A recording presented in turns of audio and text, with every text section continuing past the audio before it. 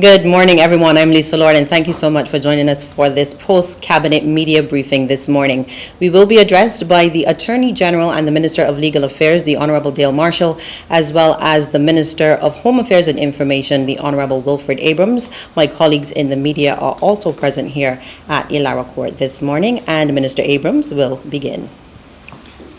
Good morning, everyone. Welcome back to the first in our resumption of the post-cabinet press conferences. As you are aware, the government had committed to bridging the gap between the citizens of Barbados and the executive, and to try to demystify a lot of what happens in cabinet. We had started with post-cabinet press conferences early in our first term, but with COVID, things slipped a little bit. It became difficult to arrange press conferences. A lot of emergency action was happening behind the scenes with government. Cabinet meetings really had no end time. They all began at 10 o'clock, but sometimes they run 8, 9, 10, up to midnight. So it became very difficult to schedule the press conferences. So what then ended up happening is you had a lot of side ministerial conferences, press conferences where ministers would come on and they would do their own thing and speak about what was going on in their ministry or any decisions taken in their ministry. And it was a little bit more ad hoc. But that was as a result of the circumstances that we were faced with at that time. Things have settled down a lot now. We've gotten back to some measure of regularity in how we conduct our dealings. We are back to face-to-face press conferences, so they're no longer virtual. So you can't see from that shot, but the media is very well represented in this particular press conference. The aim of the press conference, as I said, is to focus on what was decided in cabinet.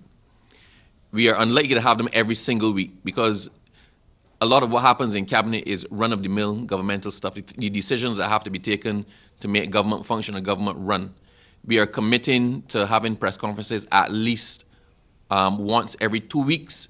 If for some reason something earth-shattering happens in a particular cabinet meeting, then we will come to you the next day on the Friday to discuss what happened there. And the reason as well that we shifted from Thursday to Friday is, I know some of you have complained that you see a press conference is going to happen at a certain time and it doesn't. It is very hard for us to control what the timetabling of cabinet because of how cabinet is. We could schedule a press conference at 4 o'clock and all 7 o'clock, the thing that we intended to speak to you about is still being discussed and a decision has not been reached or we have not finalized exactly what we're going to say in relation to it. So the decision has been taken for your benefit, for the comfort of the media, and for us to be able to present a more cohesive presentation or analysis of what it is we want to talk to you about, that we're going to do the post-cabinet press conferences on the following day. That would be the Friday after the cabinet meeting for which the conference relates. So having said all of that, this is our first one. We welcome you back. We look forward to engaging with you. We have nothing to hide. The cabinet is the business of the people. And quite often, following the cabinet meetings, you then see the results of what the cabinet meeting was about weeks down or maybe months down as a bill comes to Parliament, as some other decision is taken, as somebody is appointed finally. And you learn after the fact. What we're trying to do is give you that information a little bit closer up. Give you the information while it's relevant, give you the information effectively hot off the press. So this is not a general application press conference. The aim of these press conferences is to discuss and share with you critical decisions that were made in cabinet which impact you or affect you, or which the government feels that we need to share with the people of Barbados following the cabinet meeting. So I hope I've set the context and in some way manage your expectation. And as I've said, we're committing to the regularity of these press conferences because we feel it is necessary to take you into our confidence, that you don't think things happening behind closed doors are mysterious. It is the business of the government. So we are going to share with you as much as we can. We're going to answer the questions. The press will know to expect these, as I said, once every 2 weeks. And this is the first one. So welcome back and Happy New Year. Thank you, Minister Abrams. Attorney General. Thank you very much, and Happy New Year to those of you whom I have not seen since the year opened up. The Minister of Information has therefore passed all the rest of the gauntlet to me. From time to time, I imagine that as Attorney General, I would be present to participate in these meetings, in these press conferences, hopefully largely because there will be some element of the discussion that would involve legislation that is proposed for introduction into Parliament. Of course, it will not always be major pieces of legislation, and I don't anticipate that with every minor amendment it would trigger this kind of discussion. But I imagine that for our first for the year, and given the importance of one of the items of legislation, it is quite fitting that it would be presented to you in some way today. And I speak first of all of the reintroduction to Parliament of the Integrity in Public Life Bill. This will now be the Integrity in Public Life Bill of 2023. You will recall that this government, in its manifesto of 2018, committed to introducing in very short order integrity in public life legislation. We did so, but we felt that this kind of legislation represented such a change in how public life would be conducted, how it would be perceived, that we felt it was important to have a full consultative process which involved the Select Committee of Parliament. That Select Committee reported back in 2020, and if any of you have trouble to look at that particular report, you will know that it consisted of almost 800 pages of report. I mentioned that to begin by making the point that we have had a fulsome consultative process with the people of Barbados. That consultation included the legal profession, it included all of the political parties, it included activists, it included the Integrity Association of Barbados, and a fairly significant spread of the Barbadian community, all of whom have as their central, as an item of central importance, committing Barbados to having the highest standards in public life, free from corruption.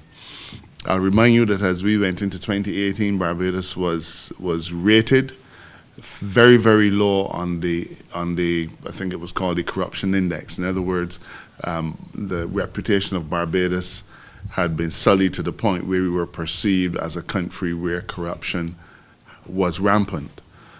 We have significantly improved our rating on that particular index, and now I believe that we are probably either at the top of the Caribbean or very near to the top of the Caribbean. And that has come through a significant amount of work so that the international community and the local community recognizes that we are committed to rooting out corruption. That being said, and even though we have been successful in removing much of that stain and taint from our reputation, the legislative framework for conduct in public life has always been important. Unfortunately, our efforts to bring this legislation to Parliament were derailed in two ways. First of all, even though it received unanimous support in the lower house, it did not receive the support in the Senate that required it to be passed. Because of some of the provisions of this bill, it's being passed in accordance with certain specific provisions of the Constitution, which acknowledges that it would involve some constitutional ramification, if not constitutional amendment.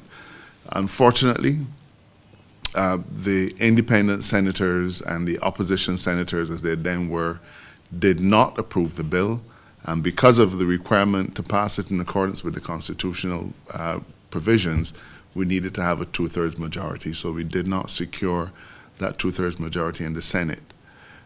So the bill was defeated in the Senate.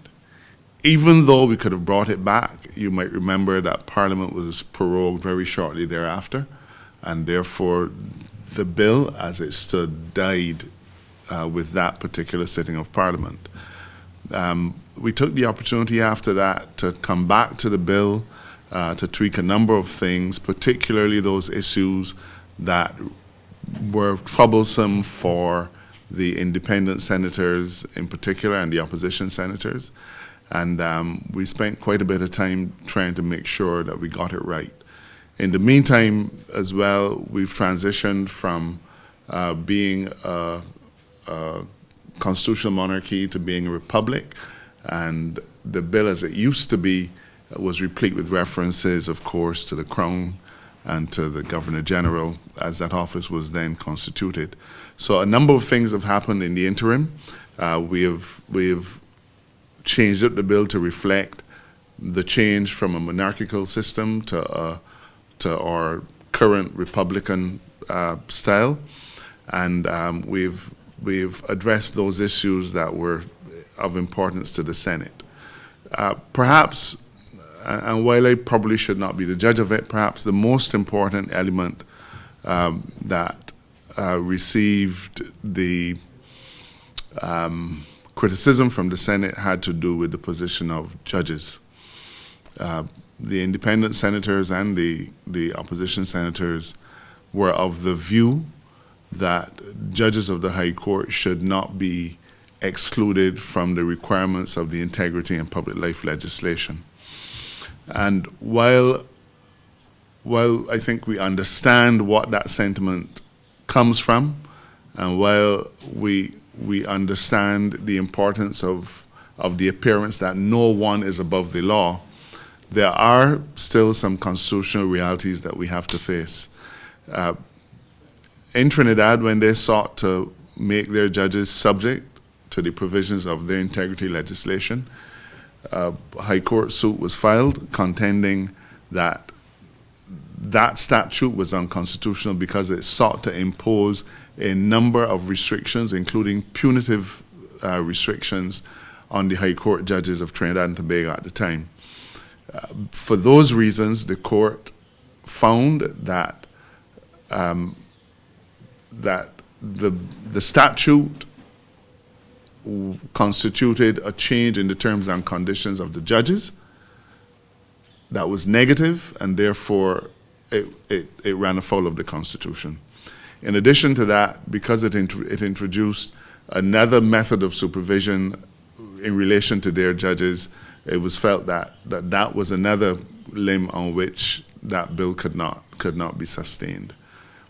We've carefully analyzed the Trinidadian provisions. Trinidad and Barbados have the same common law heritage, and our constitutions are very similar, and it is therefore fair to conclude that such a challenge would be received and supported by our courts if we sought to make our High Court judges subject to the provisions of the integrity legislation. We think that we've reached a reasonable compromise.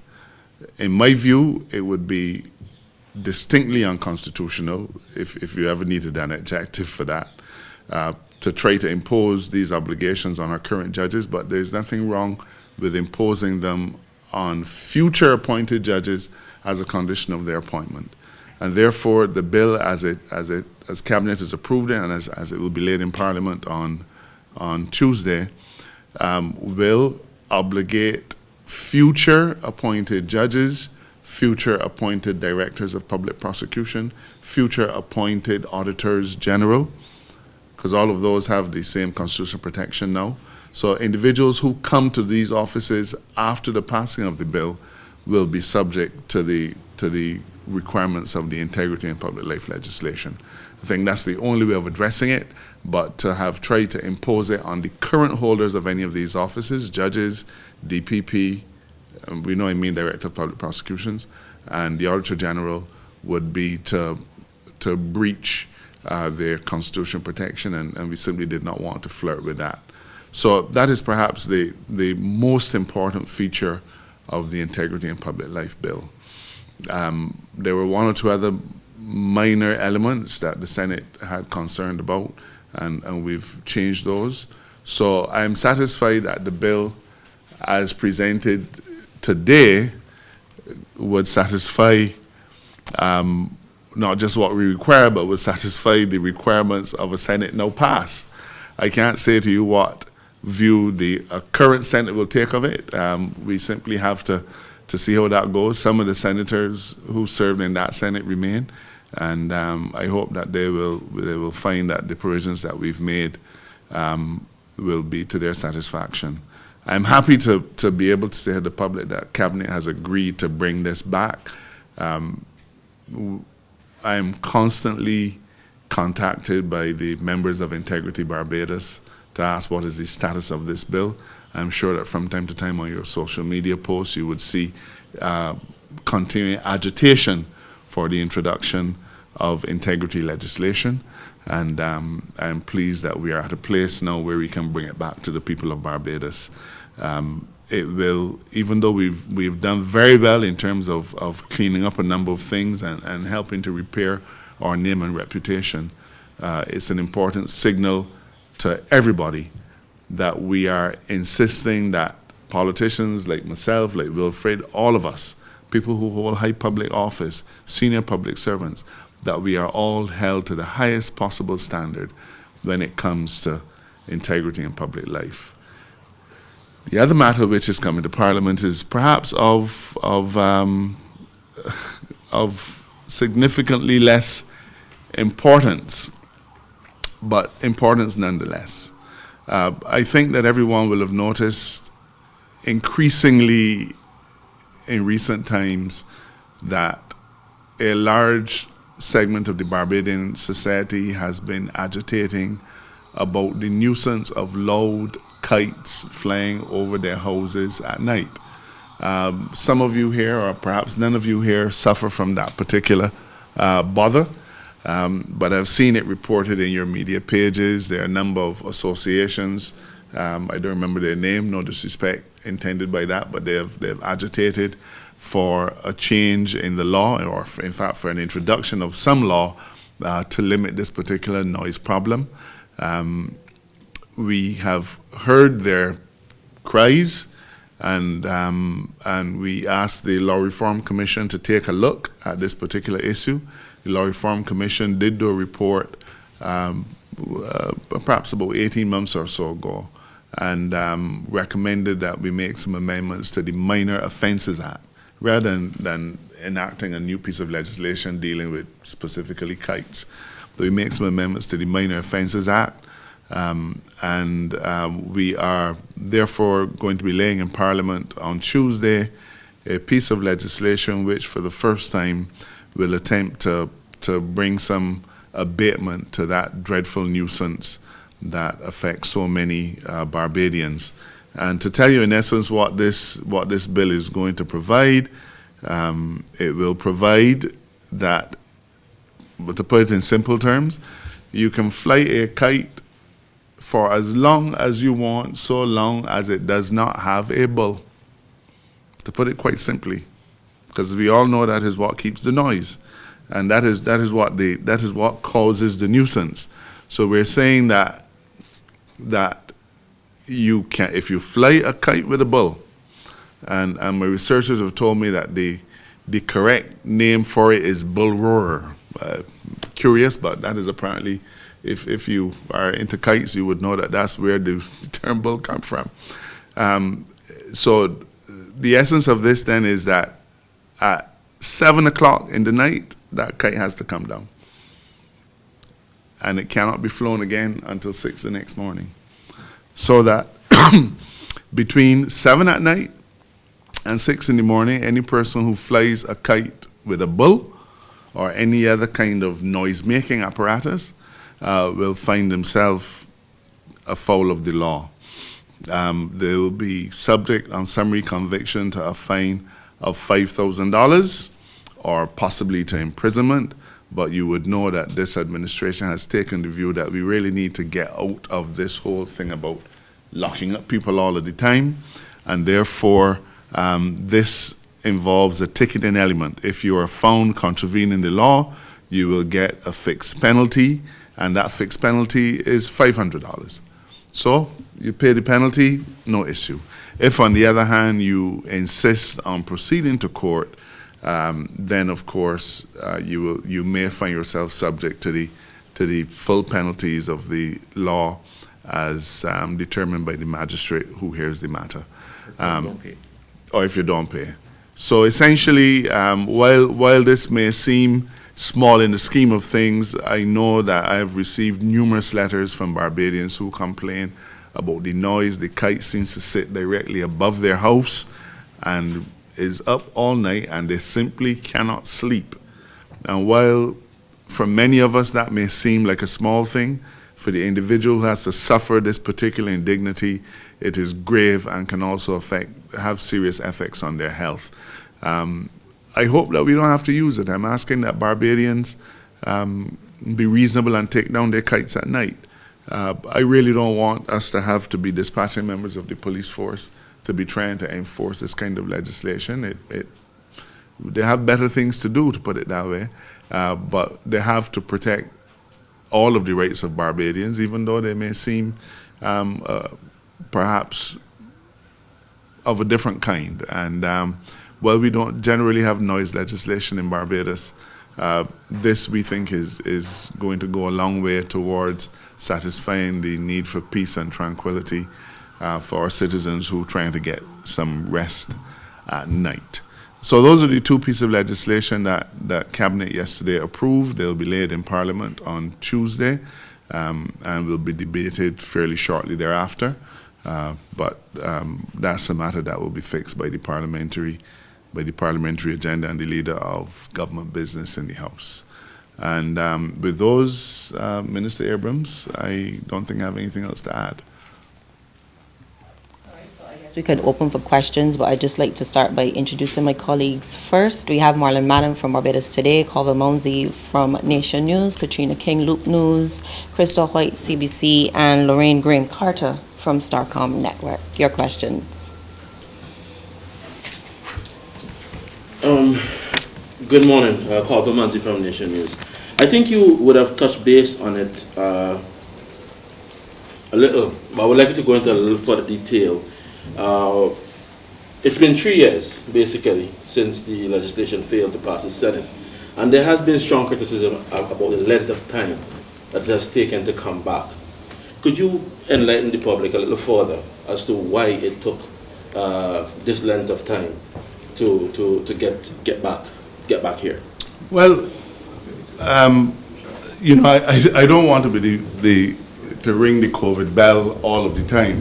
But the fact is that passing this legislation will immediately require us to establish a commission, okay?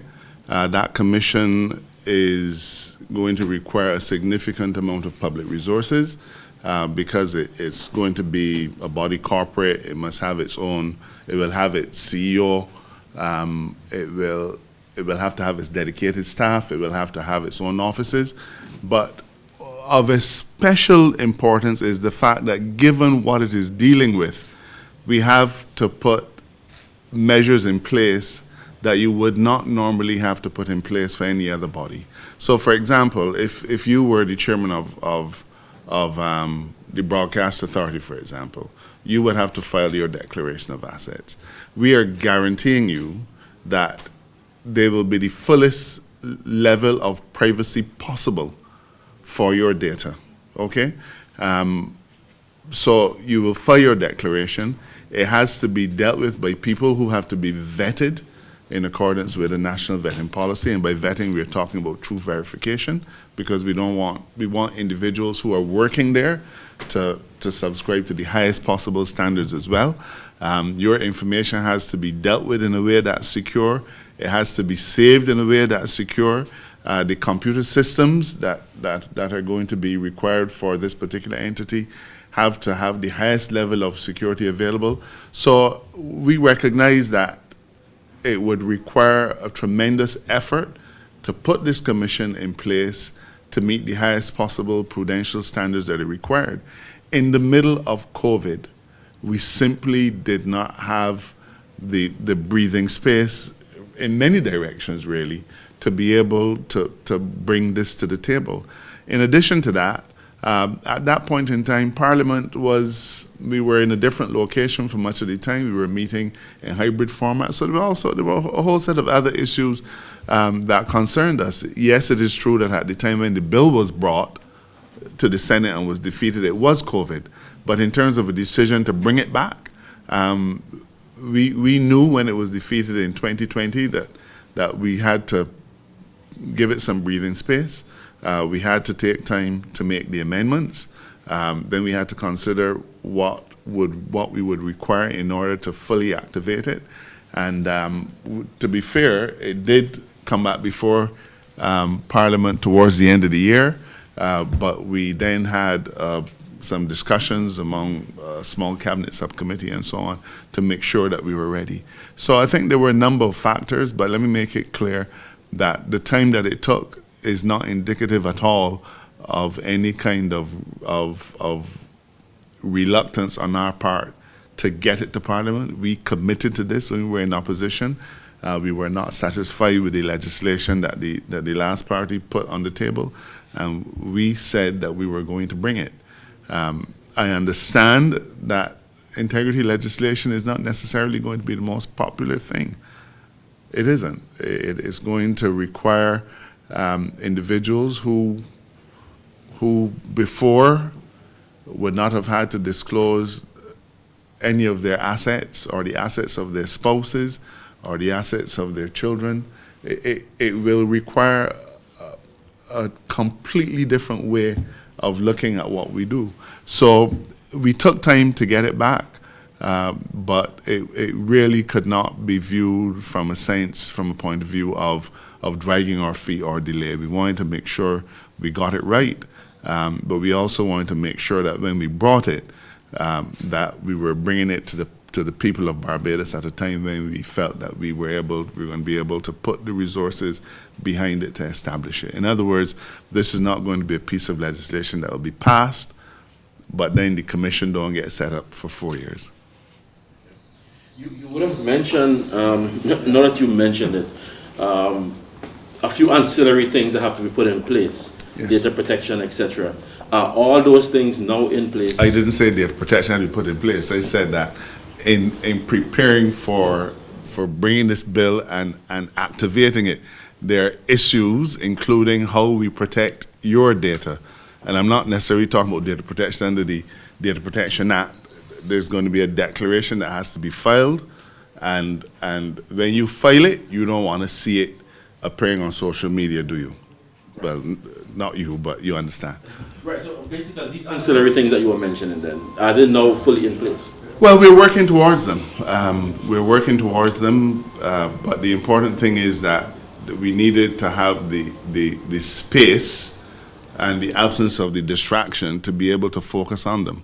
So I think that coming to the country with it at this time, as long as it is passed in both houses, we'll be in a position to fully activate the commission.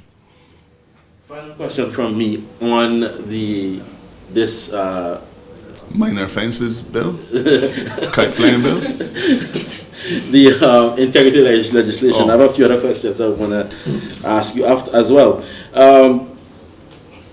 You mentioned that you made a tweak as it relates to the aspect, the applicability to judges. Now, That's more than a tweak, though, but go ahead. yeah, okay, fair enough. Now, basically, are you going to just more than hope that the independent senators are going to find this adjustment amenable? Or is it? Or have you sent out some feelers? What have you done to ensure that this time around it should pass? Well, the bill has only now been approved by cabinet. It was approved by cabinet yesterday. Okay, so I couldn't none of us could be saying to independent senators, this is what we're going to be bringing back to Parliament, because it was only approved by cabinet yesterday. Let me just say that I guess we've seen the American way of practicing politics and reaching across the political divide so much in recent times that we wonder if there isn't any opportunity to do that here. We have had on various occasions discussions with independent and opposition senators to see if they had any challenges with the bill. With several bills, I've gone down to Parliament myself to discuss troublesome piece of legislation with independent senators in the past, and if required, I anticipate that we will do so now. I hope that it isn't going to be a major challenge. As I said, we had a significant public consultation. Some of those senators are still in the Senate.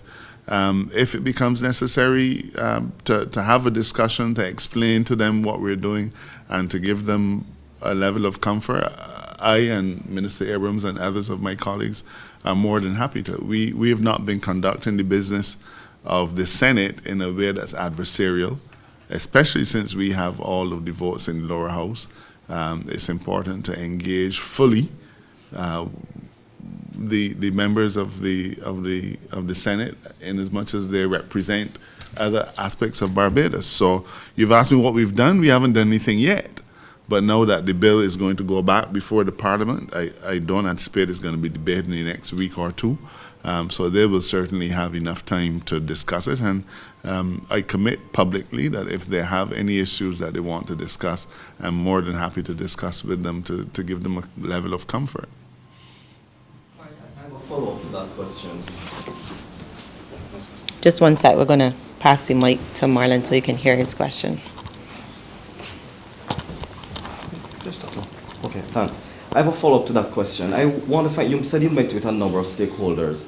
So in relation to the change that we made for the judges or future judges and DPPs, what have you been hearing then from the association, for the Bar Association, for example? Well, so please, let me make it clear. I was recapping the history of the bill.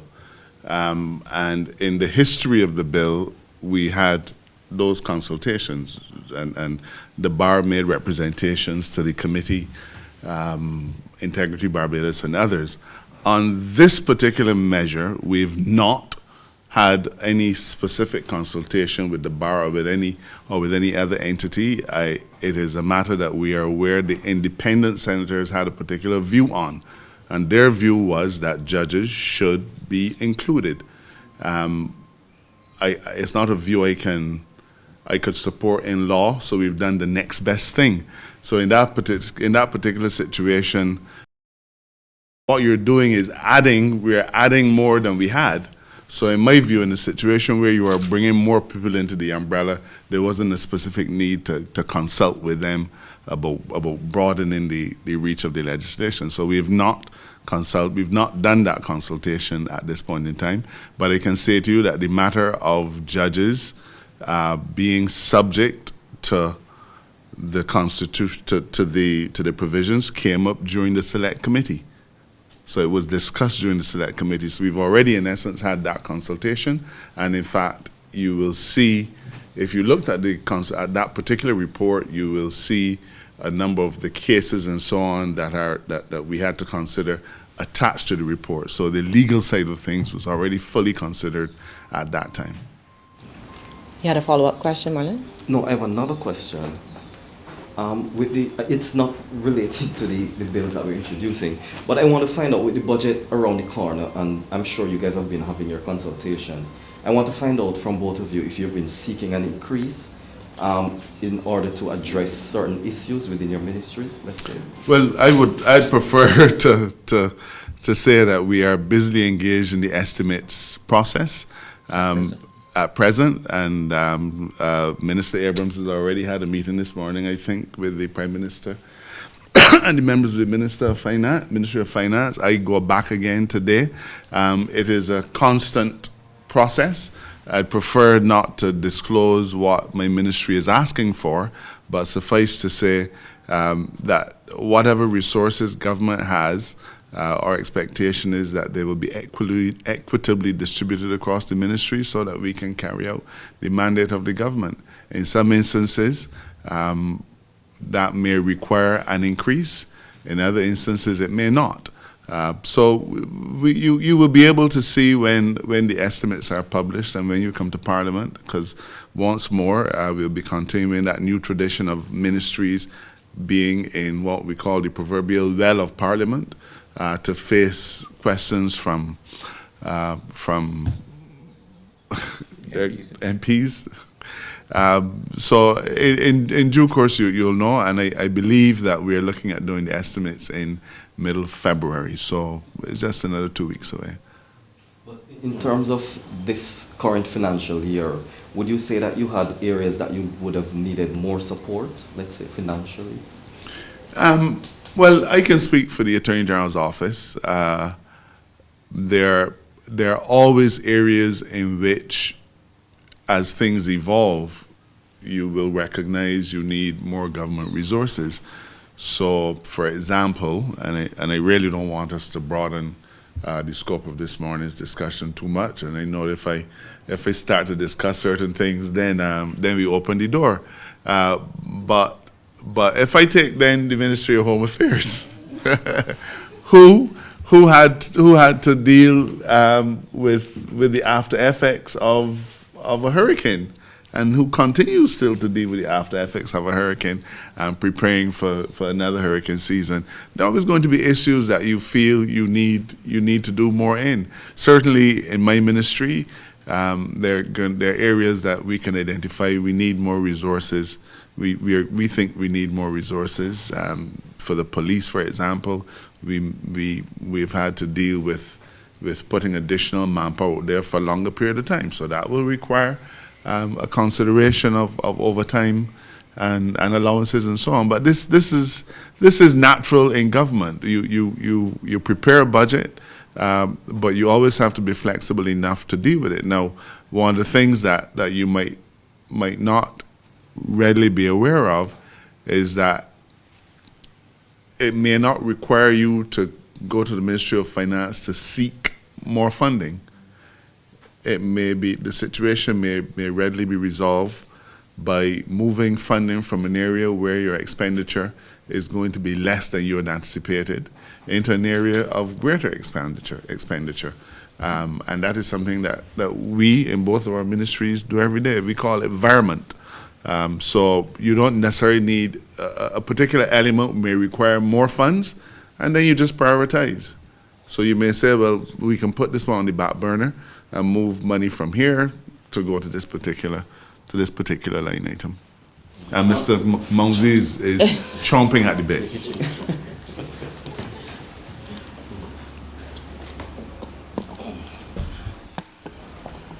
Well, yes, Mr. Marshall. Since my colleague opened the door, I think I would jump right through as well. No. Your colleague wiggled the lock. I'm not conceding that any door has been opened, but feel free to wiggle it. Okay. On the issues of legislations that have been shelved for some time. Shelved? Put on the back burner for some time and have well, not. As long as you tell me what you mean, because I'm not going to let you get away with generalities and try to answer. Understood. There have been calls for breathalyzers, the breathalyzer legislation, which has been on the back burner for some time. Could you give us an update on the status of that? As far as I know, the legislation is already there. I think what you were talking about is the implementation of the actual breathalyzer testing. Correct. And as far as I recall, in a very wide-ranging discussion with the media, including you, or members of your particular media house, the Minister of Public Works, which is the ministry responsible for the implementation of the breathalyzer, made it quite clear that there were some matters which don't relate to law at all or law enforcement at all, which in our judgment we felt we needed to put in place so as to make sure that when we impose this system that we don't have the unintended consequence of chaos on our roads. I think she more than ably explained that we were in the process of developing and rolling out an app which would benefit people who, like Minister Abrams, who may decide to leave his car at home, when he goes out fetting. He will know exactly what it will cost to get him from here to there, and he can take steps to deal with that. So no legislation has been shelved. The last administration passed that law. The people passed the responsibility to us, and Minister Bradshaw, Deputy Prime Minister, I'm quite sure explained fully where we were on that. Final question from me. We have had just in recent days, two back-to-back shootings. And we have heard from the police that the current program that has been rolled out, the joint effort with the Barbados Defence Force, is bearing some success. There has been a lull, but we have now seen these two shootings. Do you still hold to the position that the plan is working as prescribed? Of course I do. You know, if you are saying that a plan is a failure because something happens once, then probably all of our lives are failures. Including yours. In every single element of human endeavor, I don't know. I mean, I don't know where it is possible to maintain a state of perfection at all times. You know, in the 70s, the murder rate in Barbados had at one point reached a grand total of 20. Now, the 70s was 50 years ago. 50 years ago, we had a murder rate of 20. Now, let's be frank. Unless we are going to impose a police state, and even in a police state, you will find that there will be breaches of the law, okay? No police force could so regulate its society that it will have it would mean that each of us will have a police assigned to us. And then we probably fight with the police. And you hear that is a failure because I had to cuff the police. So, you know, let's not be unrealistic. Things happen. In our entire history, we've always had situations where there were lulls, there were peaks, some things happen, you know, but that does not mean that the plan is not working. You know, in many elements of our international exposure, we are called on to give an account for why Barbados did not meet a particular threshold. And if you think about human trafficking, for example, we've been asked, well, why have you had no human trafficking convictions? As if there is some magic number of convictions that you're supposed to have to show that your plan is working. Our plan is working. Perhaps too well. Perhaps sometimes there may be an incident of human trafficking, but because of an incident, I'm not prepared to declare that our efforts are a failure. Very, very far from. I'm satisfied with the extraordinary effort that is being put in by the members of the police service and conjointly with the Barbados Defence Force. It is taking a lot of their effort. It is taking a lot of their personal sacrifice. While many of us were enjoying picnics and fetting and so on over the Yuletide season into the new year, the members of the police service have been out there with the BDF making sure our streets were safe. I'm not at all daunted by the fact that there have been unfortunate incidents, but I'm not treating those incidents themselves as being a new spike, and I'm definitely not treating them as indicating a failure of our approach, not at all. Attorney General, you mentioned police resources being an issue, and some have blamed the slowness within the judicial system to the lack of police resources as it relates to investigators and police officers coming to court. Is something being done to address this and to attract more members into the force? Well, let me deal with the last bit first. I think in the first year of me becoming Attorney General, the number of police recruits in that particular cohort numbered 18. So there's not a moment of silence just for you to reflect on that number. That in the cohort of 2018, I believe it was, only 18 young Barbadians came forward to join the police force, as it then was. we have just started a new cohort, and the number is 57. Okay? Our cohort for last year, I think, numbered early 40s. So we're making every single effort. You will have seen, I believe, our PR campaign being rolled out. And I know that's not going to be sufficient, but it is an important part of trying to attract our young people to policing as a career. So we're even in a meeting this week with the members of my management team. We've been discussing how we can increase the ability to take in more women in the police service at the training school, because we currently have limitations in terms of numbers. We've increased that in the last week or two, but we want to be able to have a greater intake of women who have been coming forward with great enthusiasm to join the service. So we are making efforts to increase the number of police officers and to eliminate this deficit that has been around probably for 30, 40 years. And the government has given the police service its commitment to the service, but it has also asked that in return for that commitment, we get back within the next 3 or so years, hopefully 2, but more likely 3, to the 1,500 police officers that we've had, that we have allocated. In relation to police officers not coming to court, let me say I'm not sure of your source. I have not heard any complaint from any members of the judiciary, but I am aware that from time to time there will be incidents of police officers not coming to court. From time to time there are incidents of witnesses not coming to court, but of course police officers are a special breed, so they got to come because they're the ones doing the prosecution. But, you know, we've always had this particular challenge, and it is a challenge of being, and I'm not trying to excuse misconduct, but it's a challenge of being a human being.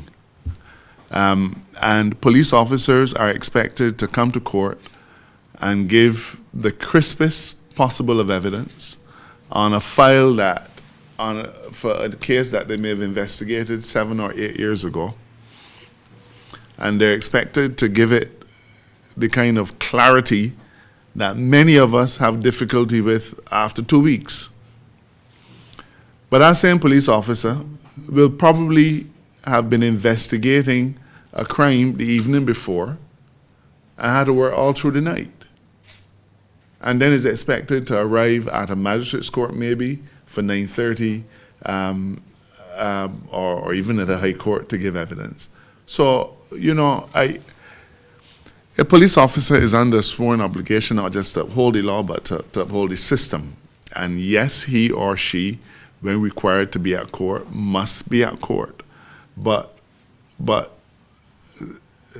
I'm saying that just like you or I, they're human beings, and there will be occasions when there's some challenges will arise. Now, I don't know what the specific case that you're speaking of, or specific cases that you're speaking of are, but I'd like you to view them first from a lens of not of recalcitrance, but from a lens of an individual who has an appreciation for the kind of challenges that the police service has to face. So one of those officers who might have been out all night last night working on Operation Restore in the most difficult of circumstances, who might have to show up at court today and give evidence on a matter that's 7 years old. You know, so there's some challenges that we face. And, you know, if we had a perfect system, we'd be able to make sure that none of our officers were ever rostered for duty the day before they had to go to court. But I'm afraid we don't have that luxury. Marlon, you had another question. And this is the last one? Is it the last one? Well, they asked the questions before, but I still have addition to it. I want to go back to the first question that Colville asked in relation to the gun incidents that we've been seeing. We made legislative change recently with harsher penalties So from that perspective, are you convinced that this law will deter people from doing so? And the second question is in No, relation no, to... no, let's do the first question first, please. Do the first question first. You know, I really think that sometimes we want to live in a Harry Potter world. No disrespect intended. You know, if I take medication today, it will take some time before the medication. I've had a cough a little bit. I started taking medication a few days ago, but see, I'm still coughing. There is no law the impact of which will be felt from the day after Parliament, after it passes through Parliament. I said there's a Harry Potter world. Now, we pass a law to strengthen the arm of the judiciary. Okay? When appropriate cases get before the judiciary, they will do what they have to do. I've been hoping, and Minister Abrams worked hard with us to make sure that the Public Affairs Section, GAS, publicized that there is a new law. There's a new law with harsher penalties. Okay? They've done exactly the same thing in Jamaica. I watched the Jamaican Police Commissioner and the Jamaican Prime Minister saying, you will get sent to prison for life. And people still get shot the next day. So to expect that the passing of a law will immediately eliminate gun crimes is really fanciful. To expect that passing the integrity legislation will immediately eliminate corruption, similarly fanciful.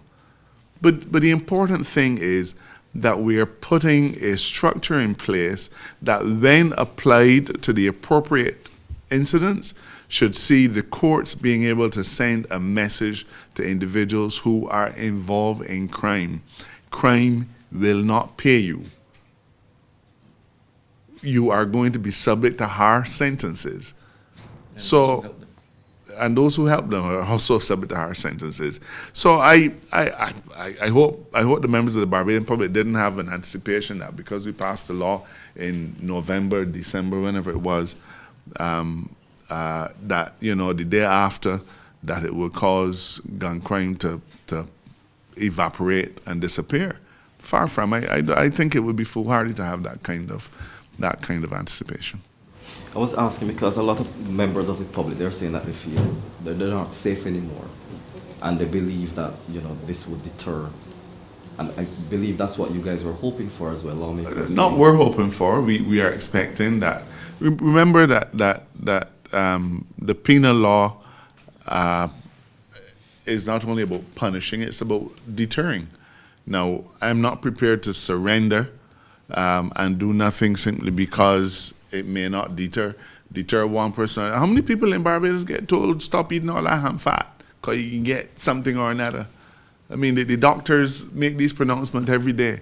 And we're not going to deter everybody. But happily, Minister Abrams and I are keeping fit because we are following our doctor's advice, as are most of you, I can tell. But the point is, you know, that we will not be able to deter everybody, okay? But we believe that there are some people who they say, I did not realize. And if we get one person saying that, if we get one parent who can haul back a chance to listen, you hear what then people put in Parliament, you really want to face this, then we will have begun to score some victories. And that's what I'm hoping for. And as for Barbadians feeling safe, we had Q yesterday in Shorey. Based on what I've heard, there were no incidents. We had Q the week before, no incidents. We came through a Yuletide season without any major issues.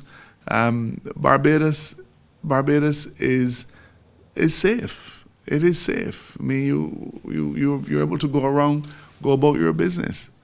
You know, when I meet people, they tell me, man, you must be the only Attorney General in the Caribbean that is walkable by yourself. Not that I do, that I don't want to. But you understand what I'm saying. The Prime Minister of Barbados moves around Barbados and have always moved around Barbados with relative ease. You don't see people standing up next to us with big guns and so on. But that's what we're trying to preserve. And those people who are trying to take it away from us, don't sit on the sidelines and throw cold water and pot shots. Help us by joining in the fight, because we're protecting not just me or Wilfred, but we're protecting you, and we're protecting generations of Barbadians. I told you in the 70s, the murder rate was up in the 20s. 50 years have passed. I don't think we're doing too bad. Allow me We could do a lot better. Just let me chime in slightly, just to explain something. There are two levels of deterrence, right? People keep speaking to, will this deter the person who is intent on shooting somebody else? If you're intent on doing something, there's probably nothing we can do to deter you. But for what I call the more casual criminal, the one who comes in by association, right? I've heard people saying, well, if I hide him or conceal him or pick him up or tell a lie for him, right, I can now be subject to the same penalty that he is? No. So it is not just stopping the crime from happening, it is also the investigation of the crime and bringing persons to justice thereafter. And I think you're probably going to see a lot more of the persons who would put the family member that the police are looking for under the cellar, right? You're going to see a lot less of that happening as people realize that the ancillary offenders, those who help the persons after the fact, those who help them to evade the investigation, evade police capture, that once they realize, I am now potentially looking at the exact same sentence as the person who pulled that trigger, you're going to see a lot less of those cover-ups happening, and it would then assist the police in being able to solve things a lot quicker. So there's deterrence on two different levels. Let's not just only focus on the person who's hell-bent on committing the crime. You will never stop them. You come into play in trying to catch them after the fact. But let's also concentrate as well on the people who facilitate them and help them to evade capture. If a lot of those people are taken out of the picture or are unwilling to do that anymore because of fear of the penalties, then the success rate in solving automatically goes up. So it is not just simple looking at, are we going to stop the person from pulling the trigger? It's how much is this going to help us advance the entire cause to investigate the person, to capture the person, to prosecute the person, and to convict the person. So don't look at it in a silo, look at the overall effect. And I believe that you are going to see a lot more cooperation coming since this legislation has been put in. One final question. Yes, I wanted to ask, are there any plans to address issues relating to benefits? I think that was one of the major issues that we have in terms of attracting individuals to the police force.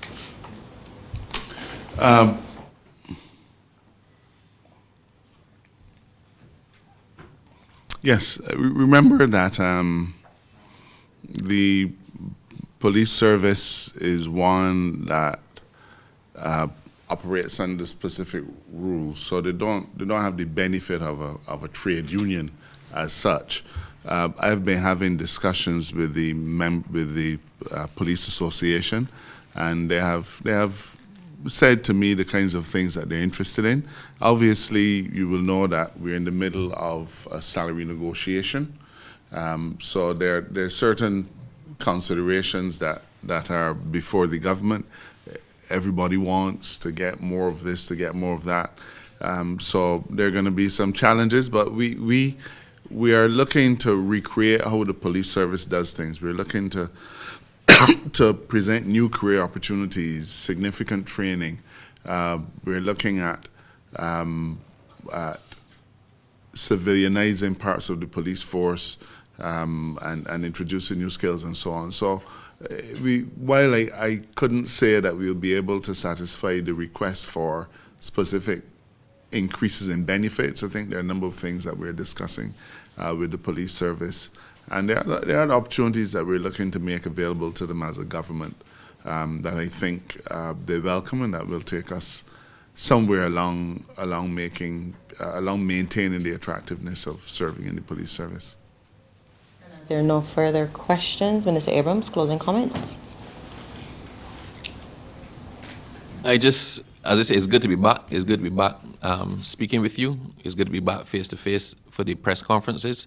And as I indicated, we intend by this process to demystify the whole cabinet procedures and to be able to advise Barbadians in a timely manner the decisions that we have made on your behalf or decisions that we have made that affect you going forward. I just want to manage expectations. Because this is the first one, the AG exercised and gave you a lot of latitude, Colville. But going forward, to make these press conferences work, the press conferences relating the post-cabinet press conferences are going to be limited to the things raised in cabinet, right? And questions relating to that. And I ask the press to work with us on this because, quite frankly, that's the only way it can actually work going forward. We're going to have the press conferences neat at a specific time for a specific period and then allow everybody else to get about their day. So I want to thank you for coming. I want to thank you for the cooperation that you've shown. And we look forward to working with you to keep the public of Barbados well informed about the operations of government. AG. You had the last word. Yes, you did. Thank you very much. Last word. Thank you very much, Minister Abrams. That's Minister Wilfred Abrams, the Minister of Home Affairs and Information. We were also joined by the Attorney General and Minister of Legal Affairs, the Honorable Dale Marshall, my media colleagues, and thank you so much for joining us. Do have yourself a wonderful Friday.